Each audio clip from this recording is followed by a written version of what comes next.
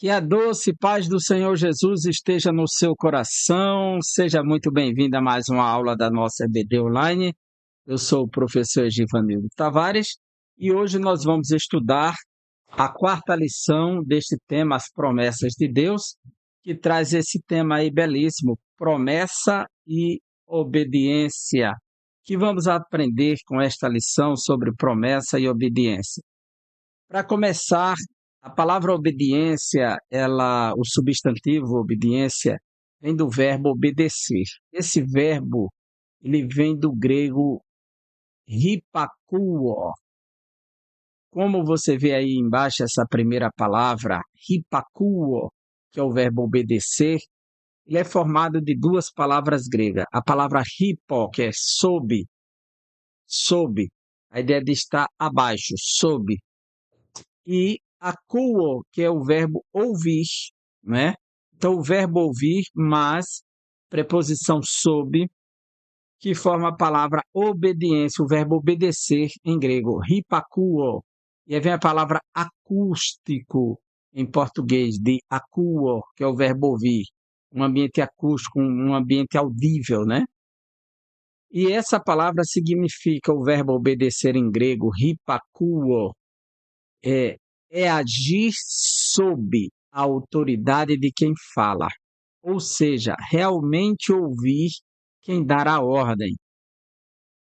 A palavra obedecer, o verbo obedecer, está conectada ao verbo ouvir, porque a ideia de obedecer é alguém capaz de ouvir e processar o que lhe foi ordenado. Então, aí esse é o conceito que diz: é agir sob a autoridade de quem fala, ou seja, realmente ouvir quem dar a ordem, escutar, obedecer, sugere, ouvir atentamente, ou seja, ser totalmente complacente, responsivo. Este é o obediente.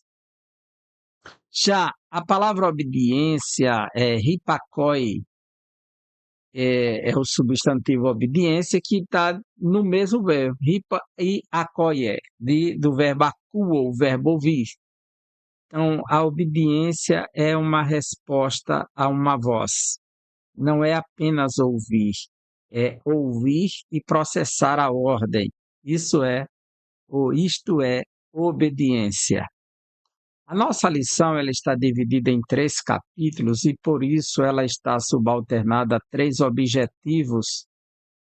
E o primeiro será apresentar os termos do concerto de Deus com o seu povo. A palavra concerto é a palavra pacto, é a palavra aliança.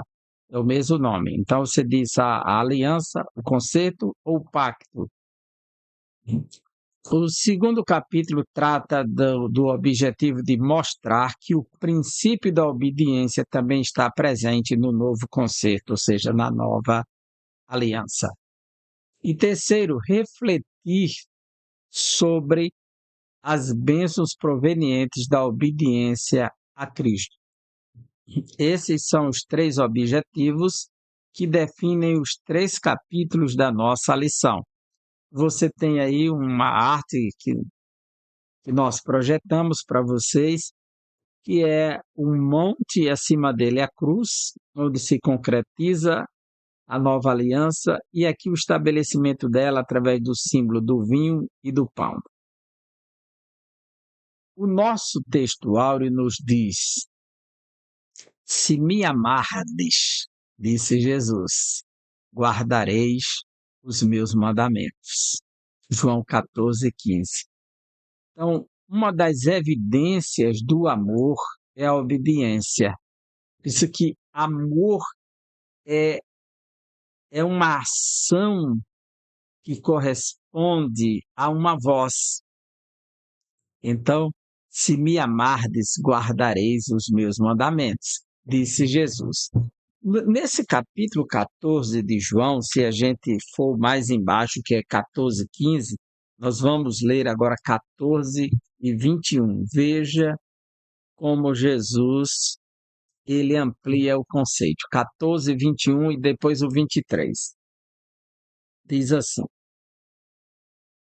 aquele que tem os meus mandamentos e os guarda, esse é o que me ama.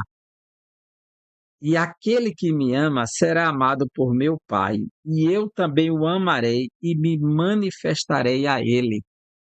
Ou seja, só ama verdadeiramente quem tem os mandamentos e os guarda. Versículo 23. Respondeu Jesus: Se alguém me ama, guardará a minha palavra. E meu Pai o amará, e viremos para ele e faremos nele morada. Veja a resposta do amor, qual é no conceito de Jesus? É obediência aos seus mandamentos.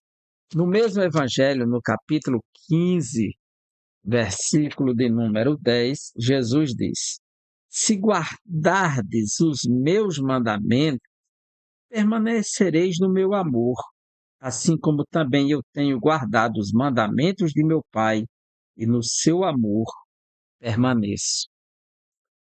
Então, a ideia de guardar, obedecer os mandamentos de Deus é prova de que está no amor de Deus. Na primeira carta de João, capítulo 2, vamos para as cartas joaninas, primeira carta de João, capítulo 2, versículos 3 e 4, ele diz assim: Ora, sabemos que o temos conhecido por isto, se guardamos os seus mandamentos. Então, quem verdadeiramente conhece Jesus é quem guarda seus mandamentos. Aquele que diz, eu o conheço e não guarda os seus mandamentos, é mentiroso e nele não está a verdade.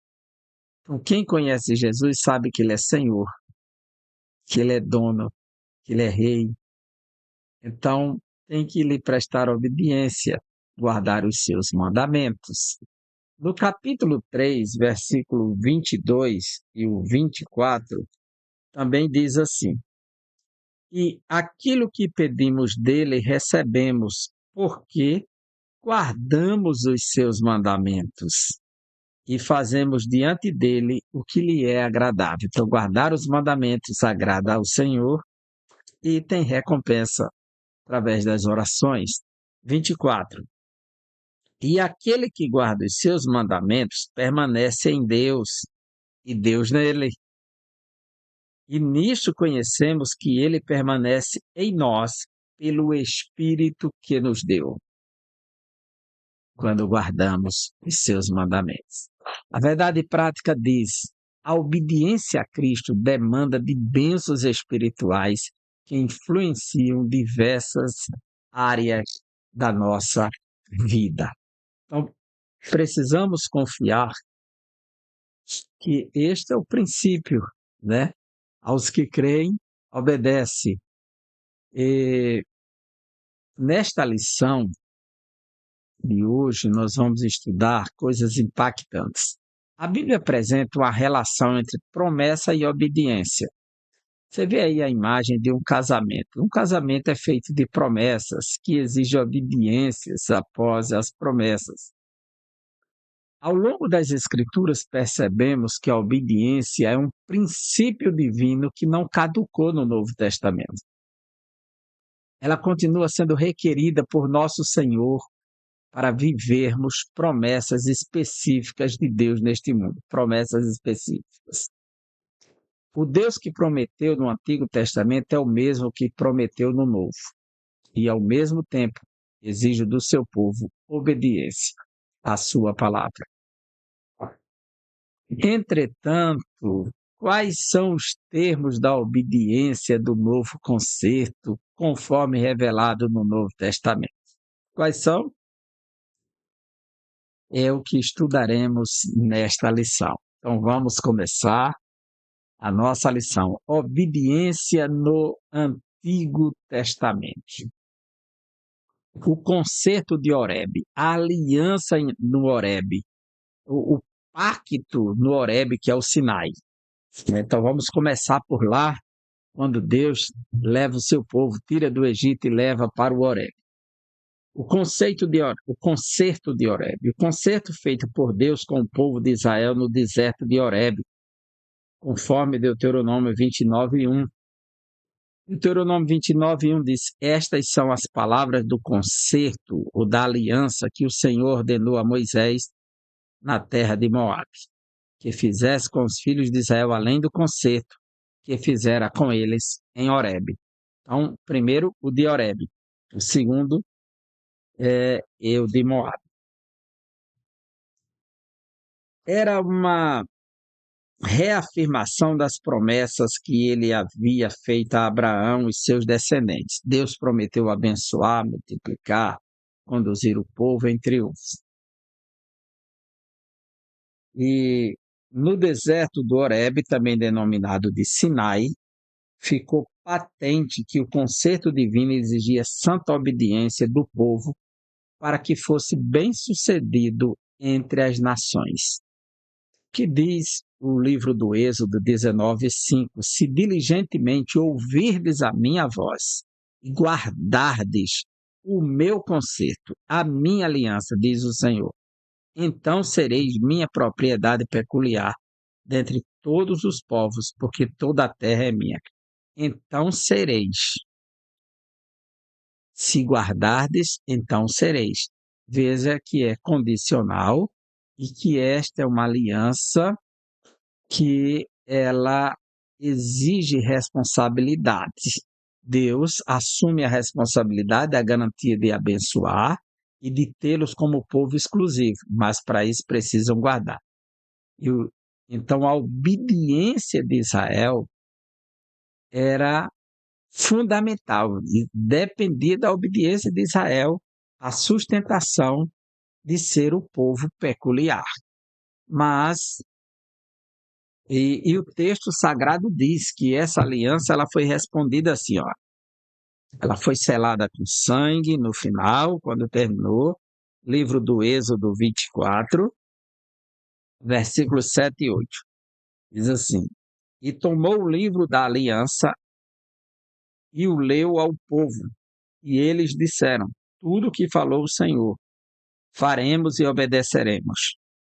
Então tomou Moisés aquele sangue e o aspergiu sobre o povo e disse: Eis aqui o sangue da aliança que o Senhor fez convosco a respeito de todas estas palavras. Essa aliança, ela é selada com sangue, com a vida, né?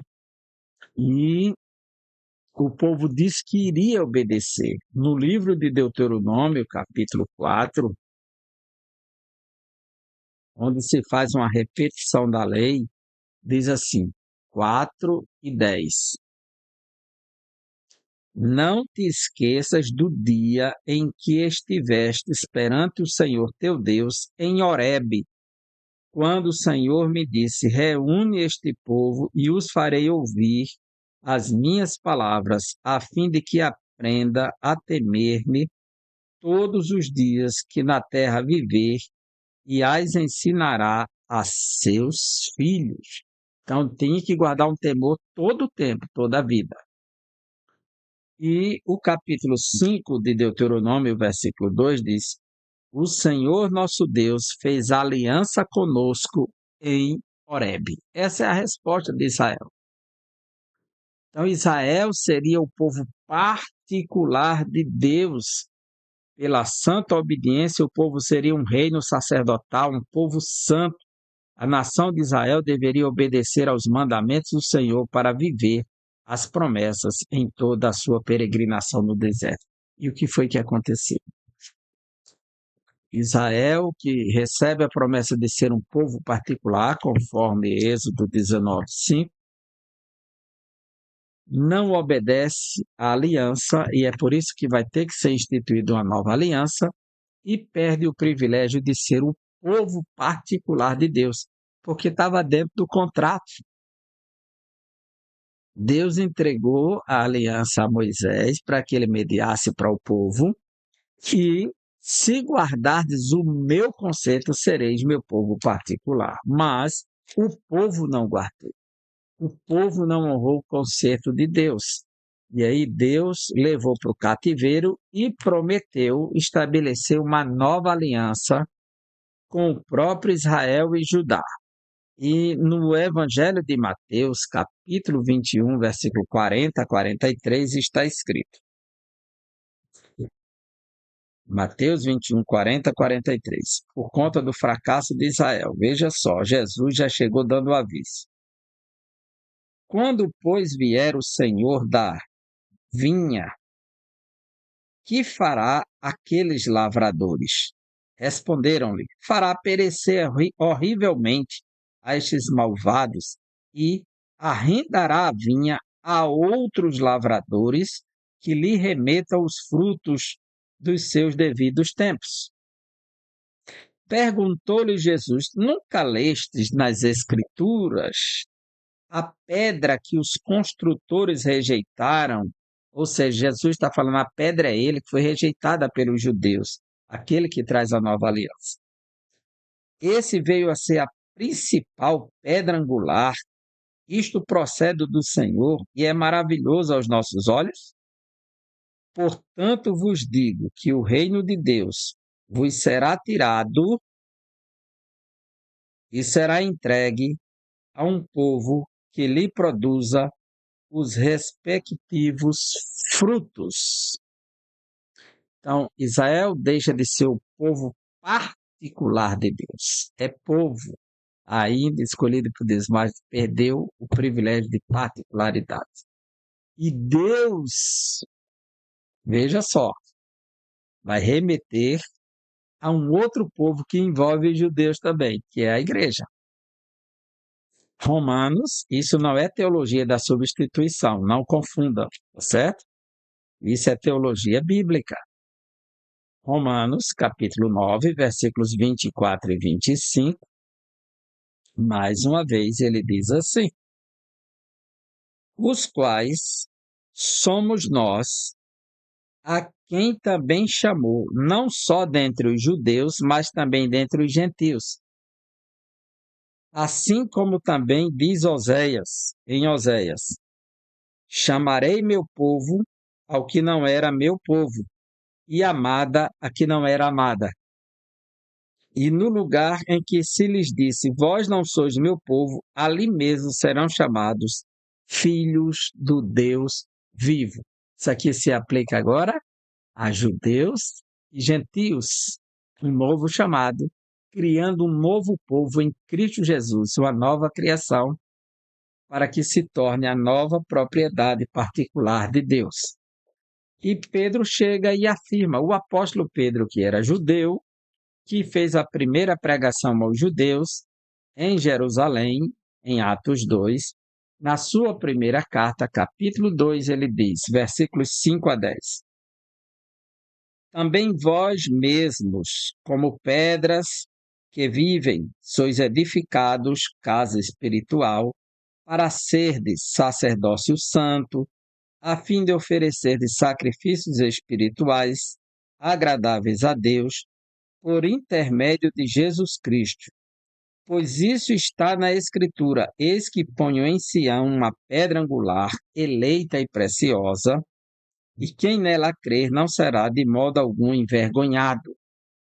Para vós outros, portanto, os que credes, é a preciosidade. Para os que creem se torna a preciosidade. Mas para os descrentes, a pedra que os construtores rejeitaram, essa veio a ser a principal pedra angular.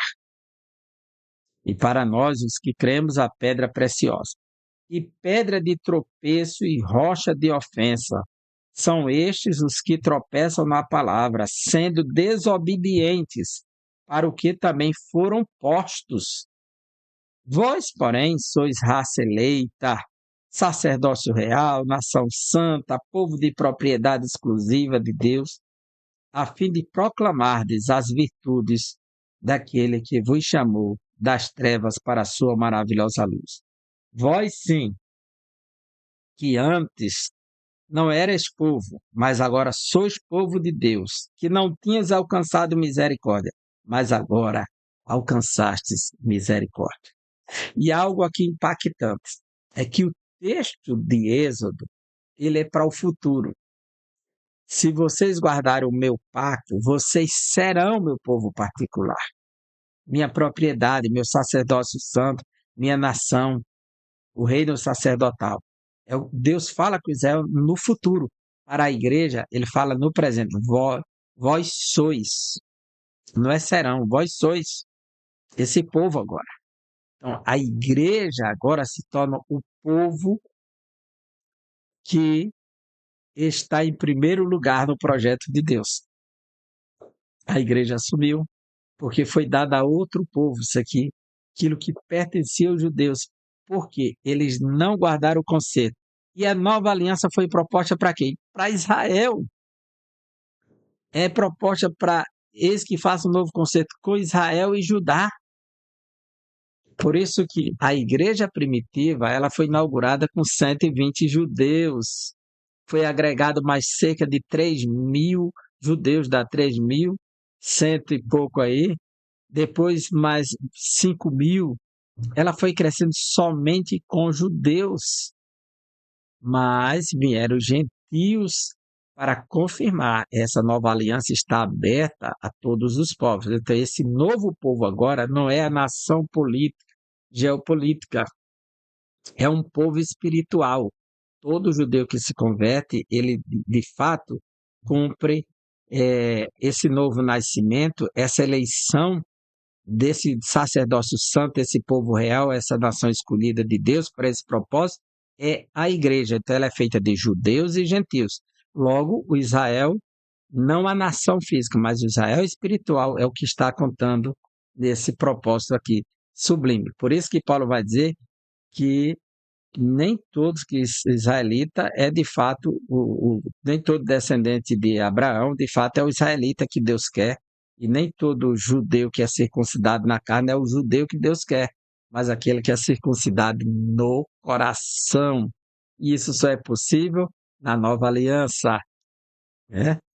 Isso não é teologia da substituição, certo? Que Deus vai salvar o remanescente no fim dos tempos, por meio do retorno do Messias. Não serão salvos porque são judeus, serão salvos porque irão crer no Messias. O concerto nas campinas de Moabe. Muitos anos se passaram depois do concerto de Horebe. 40 anos de peregrinação pelo deserto, estão às vésperas da entrada na terra de Canaã, e quando chega nas campinas de Moabe, vão receber agora um novo concerto. E a maioria dos peregrinos haviam perecido no deserto. Então Moisés reuniu novamente o povo, agora nas campinas de Moabe, pois uma nova geração estava prestes a entrar na terra prometida. Estas são as palavras do concerto que o Senhor ordenou a Moisés na terra de Moabe, que fizesse com os filhos de Israel, além do concerto que fizera com eles em Horebe. A exposição básica deste concerto pode ser vista em Deuteronômio 4 ao capítulo 26, versículo 19, bem como a sua ênfase nas bênçãos e maldições, que domina o capítulo 27 a 30, nesse mesmo livro de Deuteronômio. Além do concerto de Horebe. Horebe é o primeiro concerto, que é o que é dado os 10 mandamentos, e agora esse da Campina de Moabe vai repetir os mandamentos.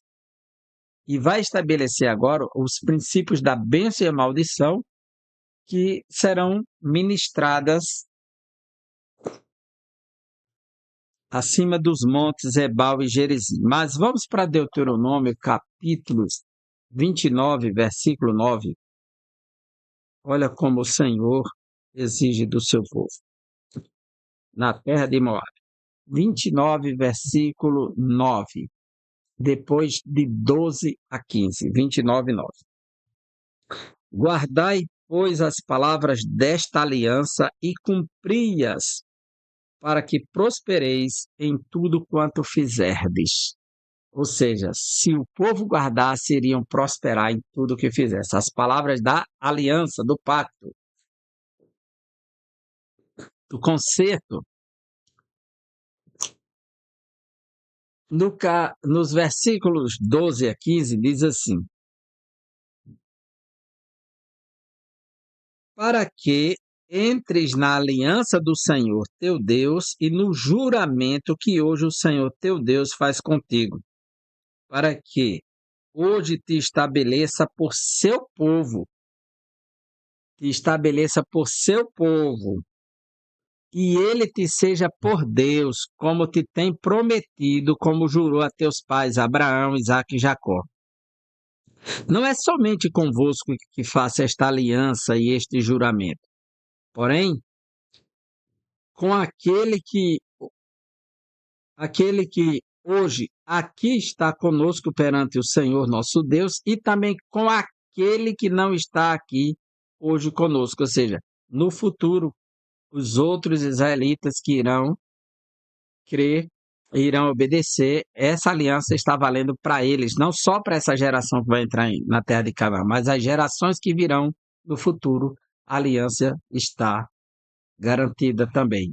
Então, esse chamado é um chamado à obediência. Isso está sendo feito em Moabe com a nova geração que vai entrar em Canaã, que não estava circuncidada, que deve ser circuncidada novamente e recebe esses mandamentos. A promessa, as promessas provenientes da obediência. O concerto de Moabe mostra uma lista de promessas que seriam proferidas no Monte Gerizim, que fica ao sul, bênçãos no campo, na cidade, na procriação, na vida doméstica, ao entrar e sair da terra. Em toda a área da vida dos judeus, as bênçãos divinas seriam derramadas como consequência da obediência aos mandamentos divinos estabelecidos nos concertos proferidos por Moisés. Então, essa proposta da bênção e também da maldição para o desobediente, ele começa aqui em Deuteronômio, capítulo 11, versículo 29. 11, 29, ele diz: Quando, porém, o Senhor teu Deus te introduzir na terra que vais para possuí-la, então pronunciarás a bênção sobre o monte Gerizim e a maldição sobre o monte Ebal. No capítulo 27 de Deuteronômio, 27, versículo 12, diz assim, 27, 12.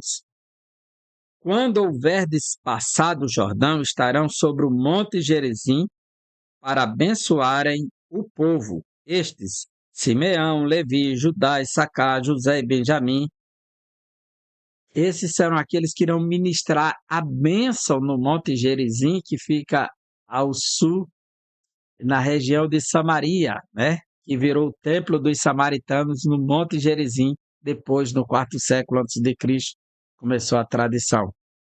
E o Monte Ebal seria o monte das maldições para os desobedientes. Veja Josué, capítulo 8, Josué 8, 33 e 34, que diz: Todo Israel, com os seus anciãos, e os seus príncipes e os seus juízes estavam de um e do outro lado da arca, perante os levitas e sacerdotes que levavam a arca da aliança do Senhor, tanto estrangeiros como naturais, metade deles em frente ao monte Gerizim, e a outra metade em frente do monte Ebal. Como Moisés, servo do Senhor, outrora ordenara que fosse abençoado o povo de Israel. Depois leu todas as palavras da lei, a bênção e a maldição, segundo tudo que está escrito no livro da lei. Essa era a proposta, as promessas provenientes da obediência e as consequências provenientes da desobediência. A obediência no Novo Testamento. Há aqui uma grande mudança de natureza do aspecto da aliança e da proposta estabelecida por Deus. Um novo conceito, uma nova aliança, um novo pacto. A palavra aliança vem do hebraico berit, e essa palavra berit significa cortar, partir, dividir. que muitos entendem que essa ideia de fazer o pacto, que apresenta-se em muitas nações, não só nos povos da Bíblia, nem só do povo de Deus, mas e nós estamos tratando do concerto de Deus com o seu povo. Mas o rito de fazer era partindo o animal. Por isso que a palavra berit tem a ideia de partir, torná-lo em duas partes. E quando juntam, formam um só. Esses conceitos, naturalmente, eles eram feitos nessa dimensão.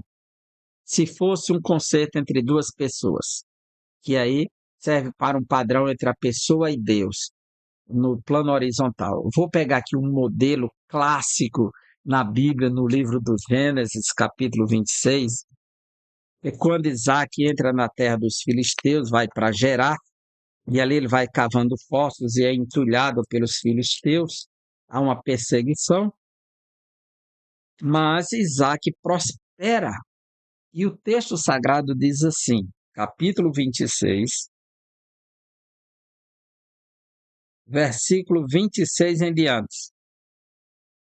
De Gerar foram ter com ele Abimeleque e seu amigo Ausate e Ficol, comandante do seu exército.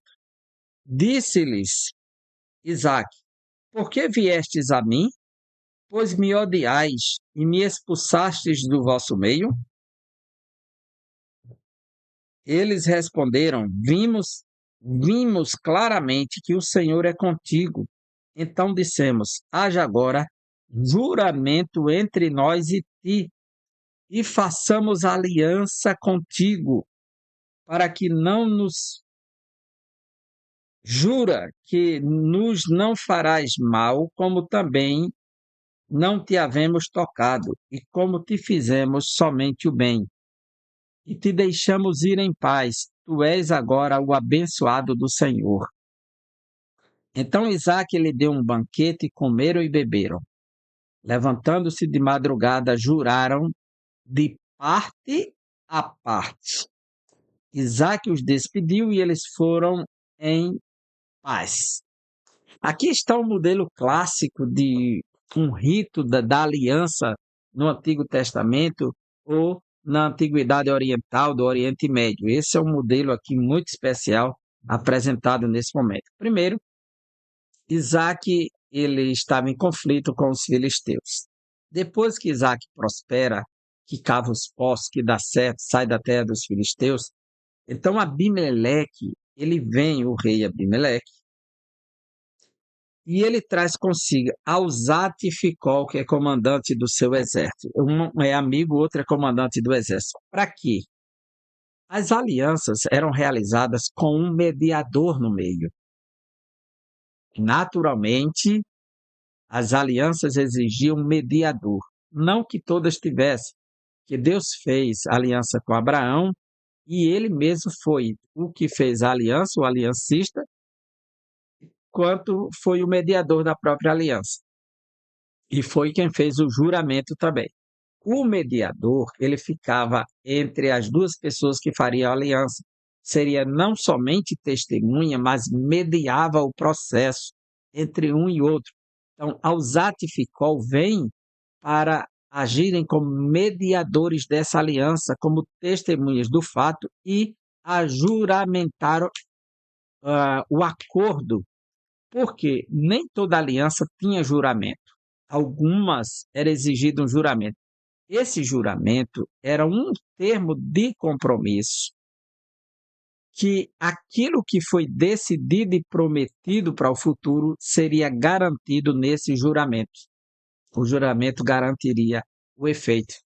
Então eles vieram e exigiram de Isaac aqui, pediram a Isaac para fazer uma aliança com juramento, que Isaac não iria fazer mal aos seus descendentes.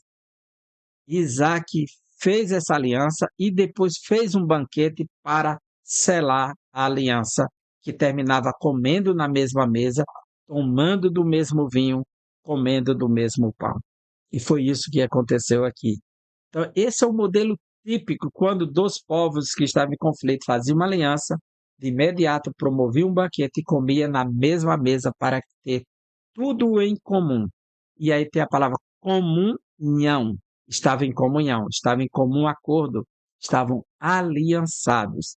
E esse mediador, ele ajudava para fazer o juramento, a confirmação que não poderia ser quebrado. Se alguém quebrasse essa aliança, seria morto, despedaçado, porque quebrou a aliança que tinha um juramento que precisava ser cumprido. Então, o novo concerto que é estabelecido por Cristo, ele vai acontecer numa mesa com pão e com vinho. E o Jesus que nos traz a nova aliança, ele vem com juramento, né? Porque o serviço feito pelos sacerdotes levitas não tinha juramento.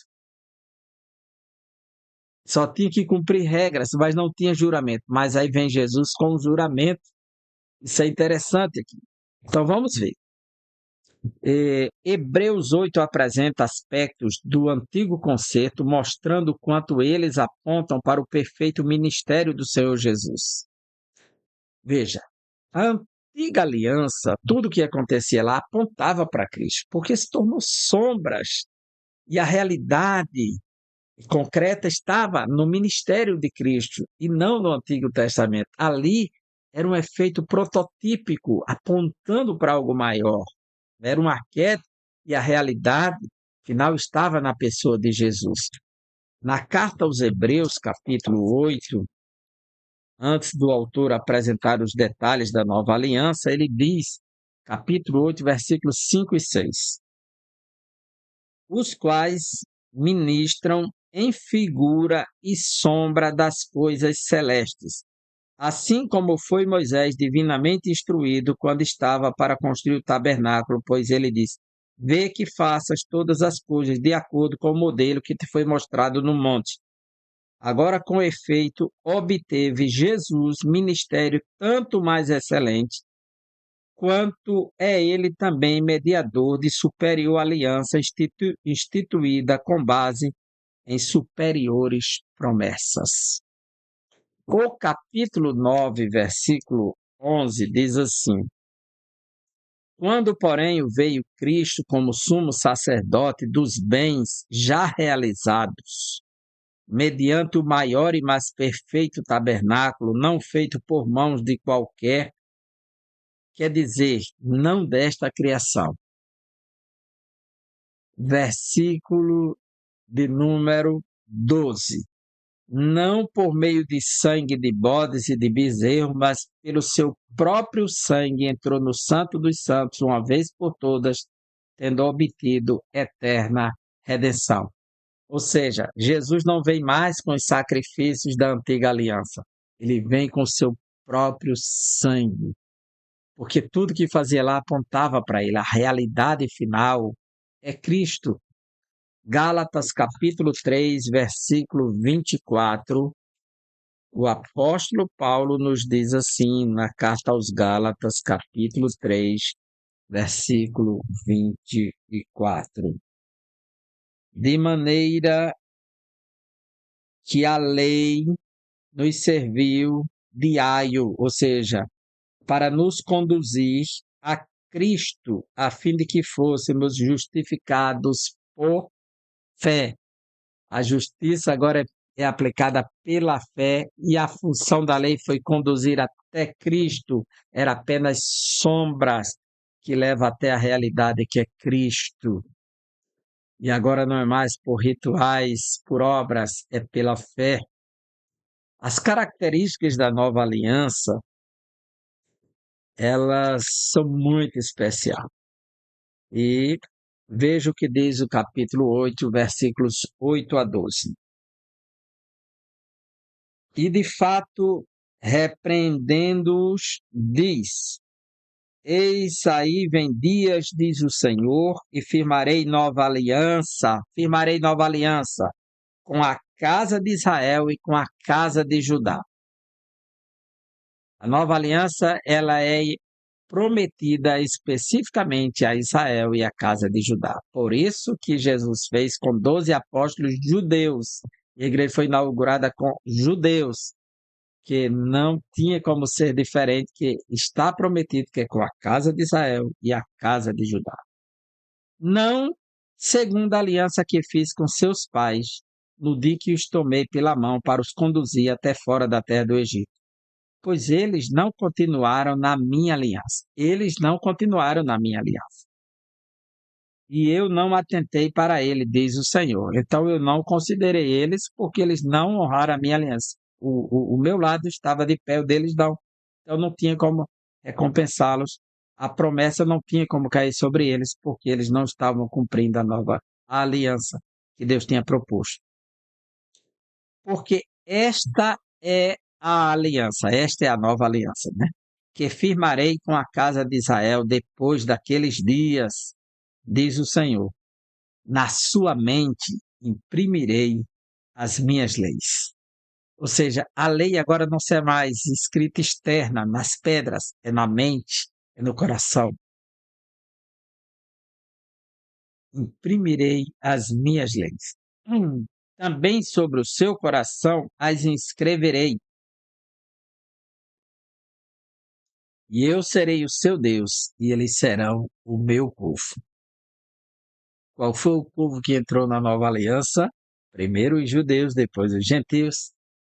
Diz que Deus escreve, eles serão o meu povo.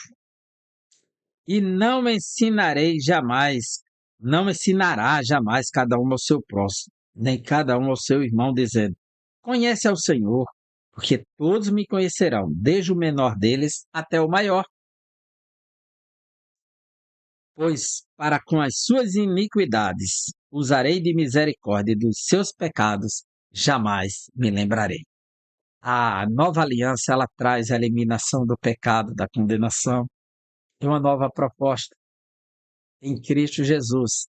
Na segunda carta aos Coríntios, capítulo 3, versículo 6, veja o que Paulo diz. O qual nos habilitou para sermos ministros de uma nova aliança, não da letra, mas do Espírito, que a letra mata, mas o Espírito vivifica. A nova aliança é o ministério do Espírito, não é da letra escrita das pedras, da imposição das leis, não. Ela é adquirida, o acesso dela é pela fé. Veja, e faz com que a pessoa se torne ministro de uma nova aliança, é isso que Paulo diz. Mateus 26 e 28, Jesus diz aos seus discípulos, literalmente, veja como esse texto é precioso, 26 e 28.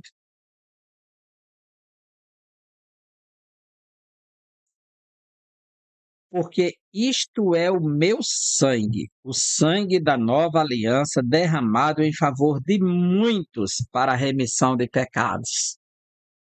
A morte de Cristo é pelo mundo, é uma proposta de propiciação para o mundo. Ela tem poder de propiciar o mundo todo, mas a nova aliança é só com alguns. Por quê? Porque nem todos crerão, só entra na nova aliança quem crê. Veja, a proposta da propiciação está aberta para o mundo, mas a nova aliança não. Ela é só para os que creem. Então Jesus não diz: este é o sangue da nova aliança que é derramado pelo mundo. Entraria em contradição e teria a obrigação de salvar o mundo todo. Mas não é. Diz assim, que é derramado por muitos, por aqueles que hão de crer. Esse é o ponto mais importante aqui. Jesus Cristo, o mediador. O Senhor Jesus é o mediador que estabelece o novo concerto, o novo pacto profetizado pelo profeta Jeremias. Lembra que os homens vieram com Abimeleque para mediar a aliança entre Isaac, né? Então, a palavra mediador é messites. Messites. É aquele que mediava e confirmava o juramento, o mediador. E Jesus é o mediador. Jesus propõe a nova aliança no seu sangue e ele mesmo faz a mediação da aliança. Veja só. entre o homem e Deus. Ele fica no meio entre o homem e Deus. Ele está no centro, entre o homem e Deus, Jesus. Então, ele é o mediador da nova aliança. O texto de Hebreus 8:16 torna claro, voltando a Hebreus, capítulo 8, versículo 16. Aliás, nós não temos aqui 8:16, né? Ah, não tem 8:16 no capítulo 8. Deixa eu ver se é 9:16, o que foi que eu errei aqui? É o 9:15, aparece aqui, 9:15, né? 9:15 que está ali. Agora, capítulo 8, versículo 6, não é 16, é 8:6. Agora, com efeito, obteve Jesus ministério também mais excelente, quanto a ele também mediador de superior aliança, instituída com base em superiores promessas. Então, ele é mediador da nova aliança. Capítulo 9, versículo 15 diz assim, de Hebreus: Por isso mesmo, ele é o mediador da nova aliança, a fim de que, intervindo a morte, para a remissão das transgressões que havia sob a primeira aliança, receba a promessa da eterna herança aqueles que têm sido chamados. Ele é mediador da nova aliança. Capítulo 12, versículo 24 da carta aos Hebreus, ele diz: E a Jesus, o mediador da nova aliança, e ao sangue da aspersão, que fala coisas superiores ao que fala o próprio Abel. E 1 Timóteo diz, e 5 diz, pois há só um mediador entre Deus e os homens, Jesus Cristo homem. Porque só havia um mediador para fazer o processo. E na carta aos Gálatas, Paulo vai dizer que o mediador é um só, assim que foi Moisés, entre Deus e os homens, entregando a lei. Só havia um mediador. Ora, Cristo é o único mediador entre Deus e os homens. Ele veio mediar, né? Então, Jesus, ele vem e vem com a obediência e vem com um juramento. Ele é sumo sacerdote eterno, foi decretado e houve um juramento sobre ele, já que os levitas não tinham juramento. A obediência do novo concerto. Jesus obedeceu, isso já o coloca numa posição superior, porque ele é aquele que de fato agrada a Deus. Ele é a videira verdadeira, ele é o pão que desceu do céu. Ele é o caminho, a verdade e a vida. Então, no capítulo 8 de João, versículo 55, Jesus diz assim: Estando vós, entretanto, vós não o tendes conhecido, eu, porém, o conheço. Se eu disser que não o conheço, serei como vós, mentiroso. Mas eu conheço e guardo a sua palavra do Pai. Ele é obediente, que ele guarda a palavra do Pai. A obediência no novo conceito, ela é estabelecida em Cristo.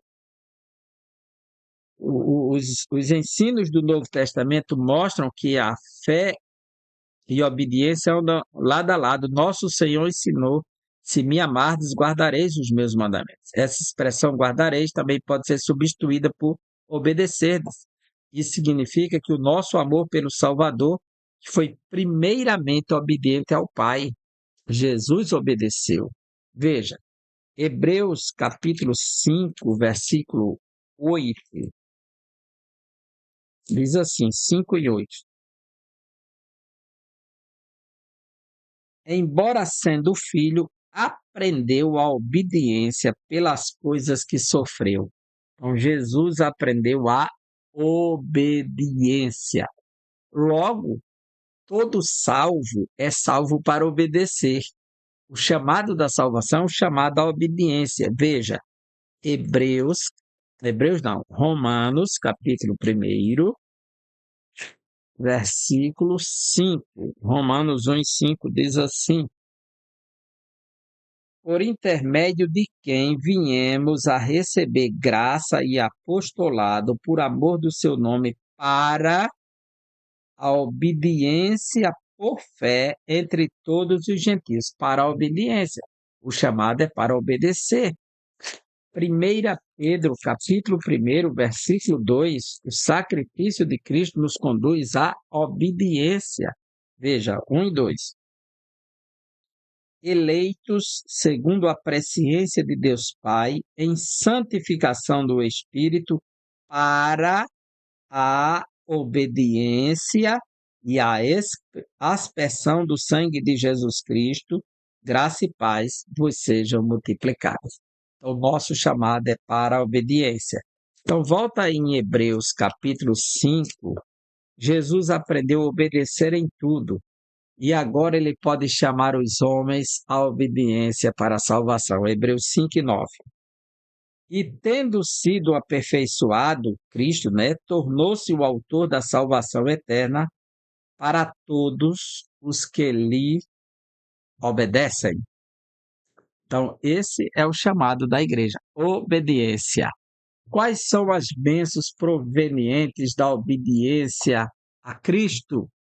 Bênçãos espirituais, justiça e paz e alegria no Espírito Santo. Então, vamos ver como isso se processa e quais as bases dessas bênçãos. No Novo Testamento, bênçãos espirituais. É o Espírito Santo que rege a vida dos que fazem parte do novo concerto por meio de Jesus Cristo mediante a fé, conforme 2 Coríntios 3, 4-6. Nesse contexto, aprendemos que uma vida de obediência a Cristo, mediante a obra do Espírito Santo, demanda bênçãos de natureza espirituais que abarcam todas as áreas da nossa vida. Você pode ver que o Espírito ele age na nova aliança para promover essa relação em que vai agora canalizar bênçãos espirituais para a vida do cristão. Romanos capítulo 7, diz o apóstolo Paulo, ensina para nós, capítulo 7, versículo 6, diz assim: agora, porém, libertados da lei, estamos mortos para aquilo que estávamos sujeitos, de modo que servimos em novidade de espírito e não na caducidade da letra.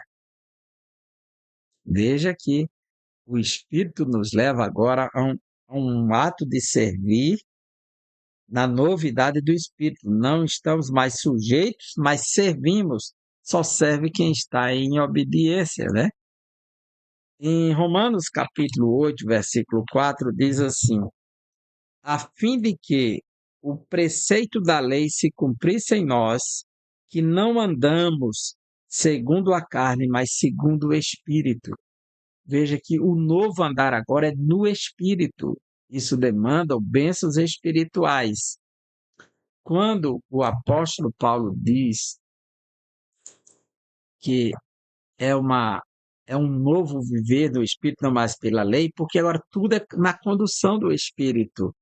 E isso demanda o quê? Justiça e paz.